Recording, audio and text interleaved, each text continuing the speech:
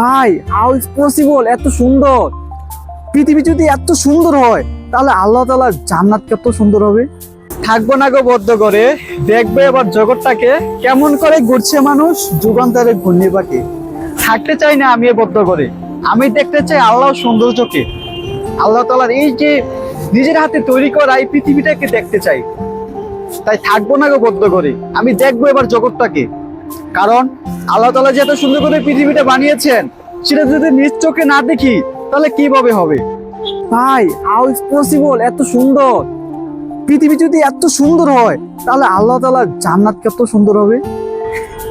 আমি যতই দেখি ততই অবাক হই, যতই দেখি ততই মানে আমি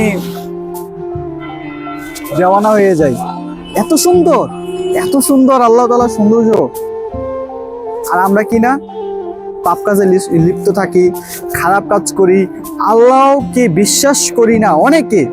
কিন্তু আমার মনে হয় কি, যদি নিজের চোখে যদি আপনারা উপলব্ধি করেন যে এত এত কিছু এই পৃথিবীতে, এত সৌন্দর্য, এত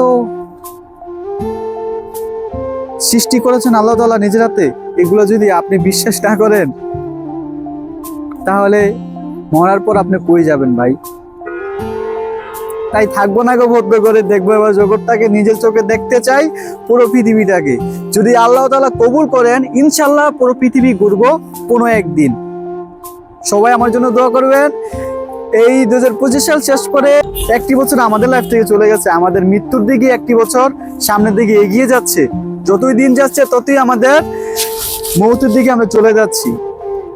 তাই সবাই খুশি হবেন না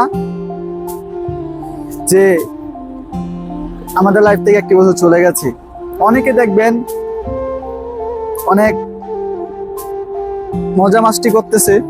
সত্যি কথা বলতে, লাইফটা তখনই সুন্দর যখন নিজের মতন করে লাইফটা লিড করা যায়। লাইফটা তখনই সুন্দর যখন নিজের মন যেটা চায় সেটা করতে পারাটা, সেটাই তখন ভালো লাগে, তখনই ভালো লাগে, তখনই মন চায়, তখনই মনে হয় যে লাইফটা আসলেও সুন্দর। আমাদের লাইফে এমন এমন কিছু ঘটনা থাকে যার জন্য আমরা আমাদের লাইফটাকে নষ্ট করে দেই। আমরা মনে করি যে আমাদের লাইফে না থাকাটাই সবচেয়ে ভালো হবে। কিন্তু ভাই, একটা কথা কি, একবার এই বদ্ধঘর থেকে আপনি বাইরে হয়ে আসুন। একটা কবিতা আছে না, থাকবো না গো বদ্ধ করে, দেখবো আবার জগৎটাকে। এই বদ্ধঘর থেকে বাইরে হয়ে আসুন এবং অন্ধকার জীবন থেকে বাইরে এসে নিজের লাইফটাকে সুন্দরভাবে লিড করুন। নিজে সুন্দর করে এই পৃথিবীটাকে উপলব্ধি করুন। পৃথিবীর আল্লাহ তাআলার যে সৌন্দর্য হচ্ছে সৃষ্টি, ওইগুলাকে উপলব্ধি করুন। দেখবেন আপনার লাইফটা সত্যি সুন্দর।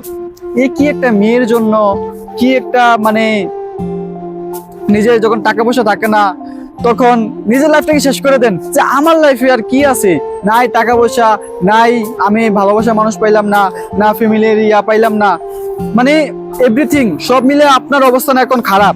হাসবুনাল্লাহ ওয়া নি'মাল ওয়াকিল, আপনার সাথে আপনার আল্লাহ আছে।